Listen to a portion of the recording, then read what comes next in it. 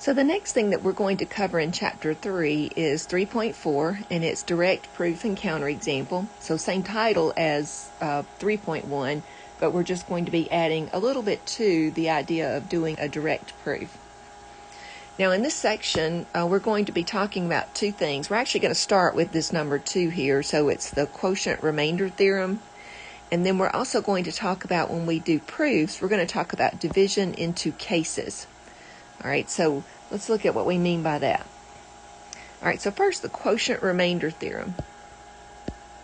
All right, it says given any integer n and a positive integer d, there exists unique integers q and r such that your n is going to be equal to d times q. And so this q here is what we call the quotient. It's just what we get when we divide. And it's equal to that plus r, and we typically say r is the remainder. All right, hence the name, quotient remainder theorem. And we always know that our r here is always going to be between 0, could be equal to 0, but will always be less than d. If not, you can back up and you could have found a bigger quotient. Now, a couple of ways we can write this. One is that we say n div d is equal to n and then in parentheses div d, and that's going to be equal to q. So it's just saying that's going to be your quotient when you divide n by d. Now, I don't really see that used all that often.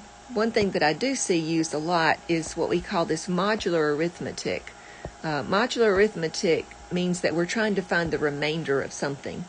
And so we say n mod d is equal to, and then you can put the mod d in parentheses, that's equal to r. So we're just looking for the remainder here. Now, as an example here, let's say we had the, let's say n is equal to 10, and let's say d is equal to 3. Well, I know I could write d as 3 times 3 plus 1.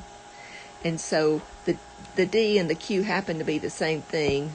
Not always, but in this particular case it is. So we would say that our q is 3, and our r here is 1.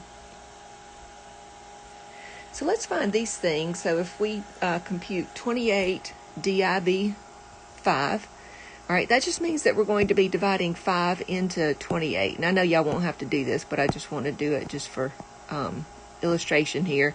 So if I divide 5 into 28, I get 5. And that would give me a remainder of 3. So that lets me know that I could write 28 as 5 times 5 plus 3. All right, now the first 5 is the d value that we were given. That's because we knew we were dividing by 5. And so the q is going to be here, and my remainder is going to be here. And so now we know exactly what these values will be. All right, so 28 div d would be equal to 5.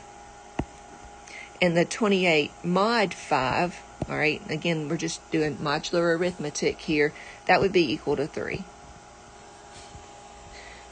All right, and so the next one, we've got 24, and we're going to be dividing by 4. All right, now I think you can probably see on this one that if you take 24 and you divide it by 4, you're going to get a 4 times 6 plus 0. And so what that would tell us here is that 24 div 4 would be equal to 6, and 24 mod 4 would be equal to 0. So the mod is going to be your quotient. And again, I think you'll see this used more often.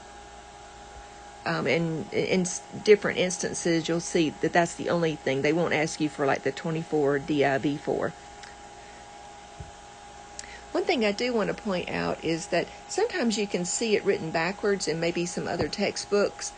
So I did want to point that out, that sometimes we could say 24 is equal to 0 mod 4.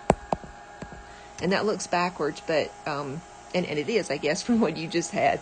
But I've seen some textbooks write it like that.